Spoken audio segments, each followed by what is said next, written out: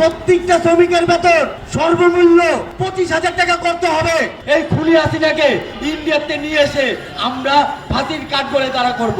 এই মে দিবসে হাজারো শহীদ, লক্ষ শ্রমিক এই মে দিবসে রক্ত দিছে।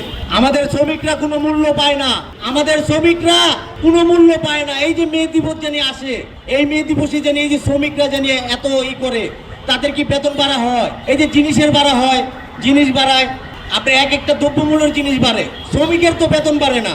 যারা মার্কেট শ্রমিক আছে, যারা গার্মেন্টস শ্রমিক আছে, যারা প্রবাসী শ্রমিক আছে, তাদের বেতন কোনোদিনও বাড়ানো হয় না।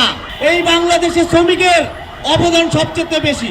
এই বাংলাদেশের শ্রমিকরা এই রাষ্ট্র গঠন করে, শ্রমিকরা এই বাংলাদেশের শ্রমিকরা মাথার ঘাম পায়ে ফেলায়া দুমুঠো ডাল ভাত খেতে চায়। এই ডাল ভাত তো এই শ্রমিকের কপালে জুটে না। যারা চাঁদাবাজি করে, যারা দখলবাজি করে, তারাই ফুরফুরানি থাকে।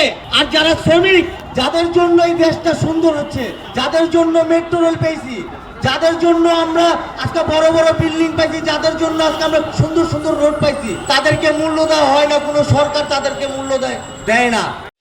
Hire Google TV. Smart living powered by Homey AI. Zia রহমানের সন্তান প্রধানমন্ত্রী আছে। জিয়া রহমান সাহেব শ্রমিককে ভালোবাসতো। বেগম খালেদা জিয়া তিনবারের প্রধানমন্ত্রী, তিনি শ্রমিককে ভালোবাসতো।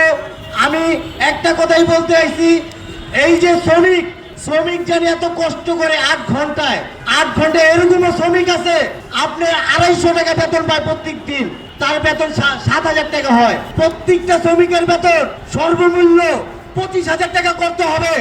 তারেক রহমান সাহেব যেহেতু শ্রমিকের জন্য কথা বলে বেশি, আমি চাই তারেক রহমান সাহেব সংসদে জানি শ্রমিকের বিষয়, এই যে বেতন বাড়ানোর জন্য শ্রমিকের বিষয় জানি তারেক রহমান সাহেব এটা জানি সংসদে পাশ করে 25,000 টাকা বেতন হইতে হবে।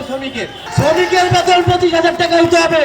প্রবাসী রেমিটেন্স যোদ্ধারা আছে, যারা জুলাই আন্দোলনে এই রেমিটেন্স যোদ্ধারা তুমুল ভূমিকা পালন করছে। আজকে এই রেমিটেন্স যোদ্ধারা বহুত বিপদ আছে, দালালের ফেন্দে আছে।